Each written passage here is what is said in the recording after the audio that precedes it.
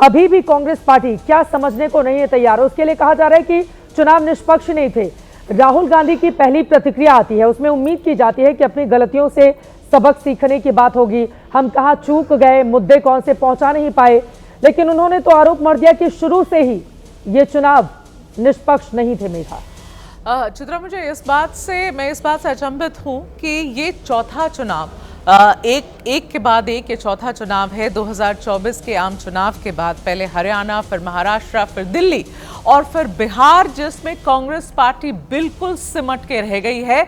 All time bad performance जो उनका इन सारे स्टेट्स में रहा है, एक के बाद एक लगातार ये हार झेलना पड़ा है। उसके बावजूद ऐसी रिएक्शन आती है। एक बार भी कांग्रेस पार्टी ने ये नहीं कहा कि हम स्वीकारते हैं कि हमसे गलती हो गई, कि हम पता करेंगे हमारी क्या गलती हो गई, हम समीक्षा करेंगे, हम अपने आप को ठीक करेंगे।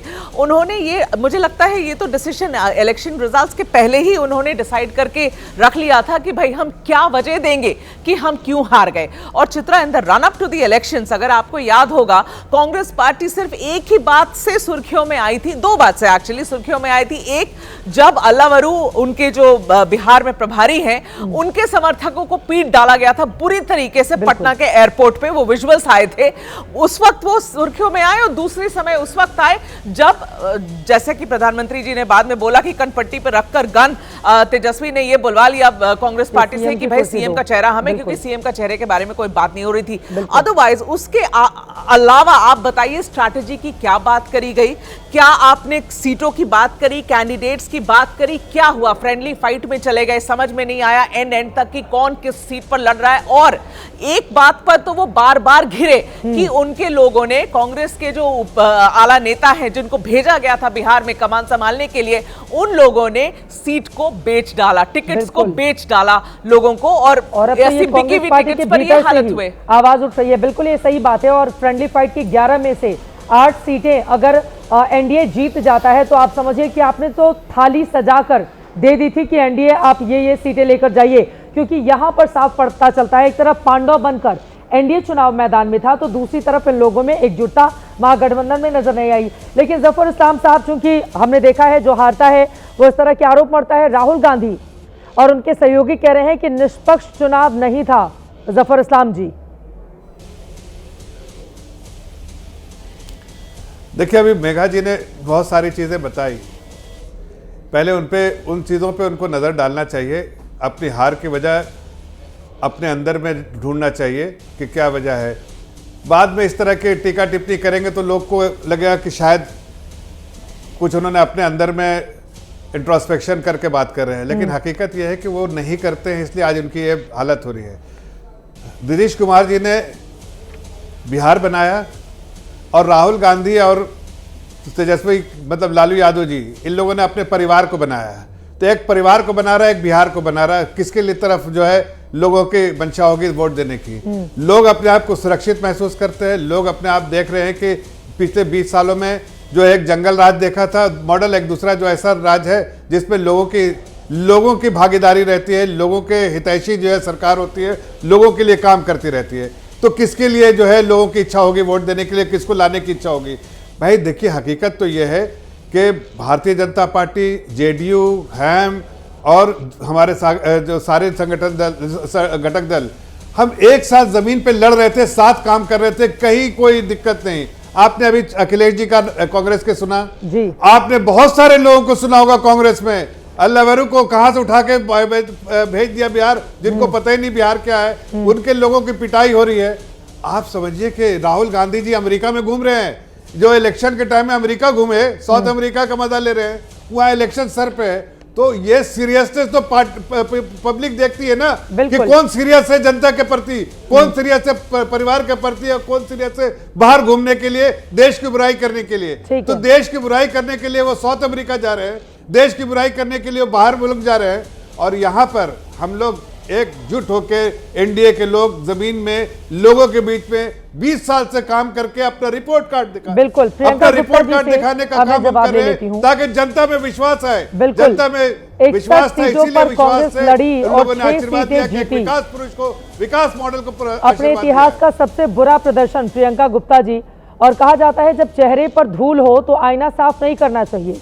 अगर खुद की कमी हो ग्राउंड पर आपके कार्यकर्ता उस तरह से नहीं हो जैसा कि आपके सामने वाले प्रतिद्वंदी के, तो ये आरोप लगा देना कि बिहार के नतीजों के बाद निष्पक्ष चुनाव पर यकीन करना, मुगालते में रहना है, चुनावी लोकतंत्र की धज्जियां उड़ रही हैं, खुलेआम वोट चोरी हो रही है, बीजेपी का चेहरा जहां नहीं है वहां 90% स्ट्राइक रेट कैसे हो सकता है?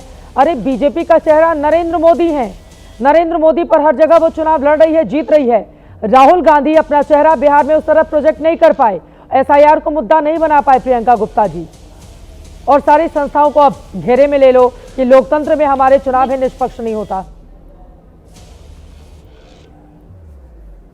देखिए चित्रा जी, ये बात तो सही है कि जहाँ जहाँ बीजेपी जीतती है या एनडीए जीतती है तो एक ही चेहरा होता है, और जब हारते हैं तो नड्डा जी का चेहरा होता है। खैर वो उस बात पे नहीं जाऊंगी, पर यहाँ मेघा जी बहुत हमें जो है एनालिसिस करने की बात कर रही थी। मैं भी उनसे कहती हूँ कि देखिए आप, ऐसा है कि एनालिसिस हमारी पार्टी में क्या करना है वो हमें मत समझाइए, वो हम बेहतर ढंग से समझते हैं, और पूरी तरीके से जो मीटिंग चल रही, जो एनालिसिस चल रहा है, उसके बाद हम पूरे सबूतों के साथ आएंगे कि हर सीट पर जिस तरीके से फॉर्म 17 पे एनालिसिस होगा वो सारी चीजें दिखाएंगे।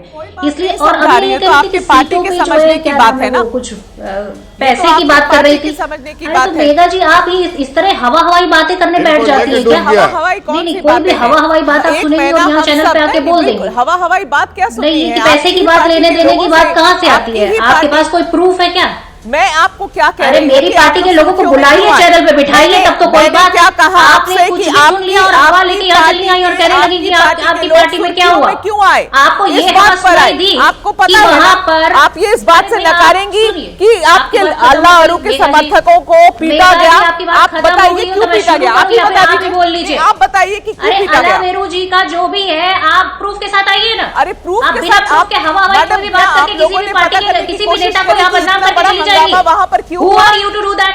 आपको ये पार्टी इसलिए नहीं आप किसी को भी यहाँ बदनाम करके अपने चैनल पर चले जाएंगे। देखिए मैडम, जो एलिगेशन आप लोग के ऊपर है, आपको किसने दी? बिना प्रूफ के आधार पर आप किसी को भी बदनाम करेंगी इस चैनल पर बैठकर, ये नहीं कहा जाएगा। जो आपके अगेंस्ट एलिगेशन लगे हैं वही एलिगेशन की बात हो रही है। आपके लिए है कि आप उसको क्लैरिफाई करेंगे। क्या ये हंगामा नहीं हुआ था? क्या उस वक्त ये बात हुई थी? बताइए आपके पास प्रूफ होना चाहिए। अगर आपके पास एक्सप्लेन कर सकते हो हंगामा क्यों हुआ था? आप किससे प्रूफ मांग रही हैं? अजीब बात है। अरे मैडम, अरे आप प्रियंका गुप्ता जी की बात खत्म हो जाए, लोगों के पास एक बार आपके पास क्या प्रूफ है? मेघा जी आपके पास क्या प्रूफ है? ठीक है मेघा जी, आप एडिटर, आप जो भी पॉलिटिकल एनालिसिस करती है, आपके पास क्या प्रूफ है? आप ये बता दीजिए। किसी पर एलिगेशन लगाने से पहले आपके पास कोई प्रूफ होना चाहिए कि नहीं होना चाहिए? ये आप लोगों का है। आप कुछ भी बोलते यहाँ चली जाएंगे। एबीपी पे बैठकर मैं क्या बोलूंगी? आपसे पूछकर तो नहीं बोलूंगी ना madam. This is allegation and Megha allegation लीजिए, आप कांग्रेस आरोप आप लोग के ऊपर लगे हैं, क्या आप लोग को खारिज करना चाहिए? वो बोल रहे हैं टिकट बंटवारे में गड़बड़ियां हुई, फ्रेंडली फाइट से कार्यकर्ताओं का मनोबल टूटा, एसआईआर का मुद्दा। आपके अखिलेश सिंह हैं, उनका पूरा बयान लिखा हुआ है मैंने। प्रियंका गुप्ता जी की बात हो जाए जफर साहब, फिर मैं आ रही हूँ। हाँ बोलिए बोलिए बोलिए। मैं सिर्फ इतना पूछना चाहती हूँ कि जब चुनाव आयोग ये बताता है कि बिहार में कितने वोटर हैं, लगभग 6 अक्टूबर के करीब उन्होंने बताया कि 7 करोड़ 42 लाख वोटर हैं, और जब वोट पड़ता है 11 नवंबर को तो 7 करोड़ 45 लाख वोटर आ जाते हैं। आपने सवाल पूछा कि क्या 3 लाख से अधिक जो वोट बढ़ गए वो कहां से आ गए? क्या फॉर्म 6 और 7 का डेटा है वो हमें देंगे? नहीं देंगे। तो इन सारे सवालों के जवाब तो हमें चाहिए होंगे। आप ये बताइए, अजीत झा नाम का व्यक्ति दिल्ली हरियाणा में भी वोट डालता है, दिल्ली में भी वोट डालता है, बिहार में भी वोट डालता है। मिथिलेश झा नाम का व्यक्ति बिहार में भी वोट डालता है, हरियाणा में भी वोट डालता है, दिल्ली में भी वोट डालता है। स्वाति झा नाम की लेडी जो उन्हीं के घर की है, हरियाणा में भी वोट डालती, दिल्ली में भी वोट डालती। प्रेमा झा जो उनकी माँ है वो दिल्ली में भी वोट डालती, बिहार में भी वोट डालती। पर आपकी कोई टीम उन पर एलिगेशन नहीं लगाएगी, सवाल नहीं पूछेगी, और मेघा जी वहां नहीं जाएंगी, क्योंकि मेघा जी को जाने की जरूरत नहीं है। मेघा जी ने तो कह दिया कि भाई पार्टी में पैसा चल गया, और आपने यहाँ पर आकर प्रूफ कर दिया उसको। आप बोल दें कि प्रूफ हो जाएगा क्या? आप क्यों नहीं गई अजीत झा के घर? क्यों नहीं अजीत झा से बात की आपने कि आप 3 जगह के 4 जगह के वोटर कैसे हो सकते हैं, या आपकी फैमिली के सारे मेंबर इतनी जगह के वोटर कैसे हो सकते हैं? कुछ आरोपों पर नहीं प्रियंका गुप्ता जी, आपके कुछ राहुल गांधी जी के कुछ आरोपों पर हम लोगों ने बतौर चैनल एबीपी न्यूज ने ग्राउंड जीरो पर जाकर पड़ताल की थी। जिसमें पाया गया था इसके पहले महाराष्ट्र या किसी एक मामले में कि राहुल गांधी के आरोप। प्रियंका गुप्ता जी, आपको समझ में आ रहा है आप लोग कितने बुरे तरीके से हार गए हैं? प्रियंका गुप्ता जी, कोई मुद्दा नहीं चला है। प्रियंका गुप्ता जी, हम लोग ग्राउंड पर थे, पहले हम लोग बोलने में ज्यादा वोकल हिचक रहे थे क्योंकि कांग्रेस आरोप लगा देती, लेकिन आप सुन लीजिए, ग्राउंड पर एक तरफा माहौल था। प्रियंका गुप्ता जी, हमारे जितने भी रिपोर्ट चले चैनल पर एक तरफा वोटर ये बोल रहा था कि वो एनडीए के पक्ष में वोट डालने जा रहे हैं। ने जिस तरीके से एक तरफा पता नहीं क्या फायदा पहुंचाया है, उसके लिए ज्ञानेश कुमार जी पूरी तरीके से जिम्मेदार बोलिए खतरे में है, उसमें जिम्मेदार चित्रा भी है और मेघा भी। बिल्कुल ठीक है। देखिए, मैं तो अगर लोकतंत्र का ये हालत है तो चित्रा और मेघा की वजह से ही खतरे में नहीं है, आपकी पार्टी खतरे में है। प्रियंका गुप्ता जी, आपकी पार्टी खतरे में ज्यादा है, लोकतंत्र खतरे में नहीं है। लोकतंत्र खतरे में है और उसके लिए मेघा जैसे लोग भी जिम्मेदार है। चित्रा जी, इनकी आवाज थोड़ा सा दबाइए। जफर साहब जल्दी से बोलिए, उसके बाद मैं बाकी लोगों के पास जाऊंगी।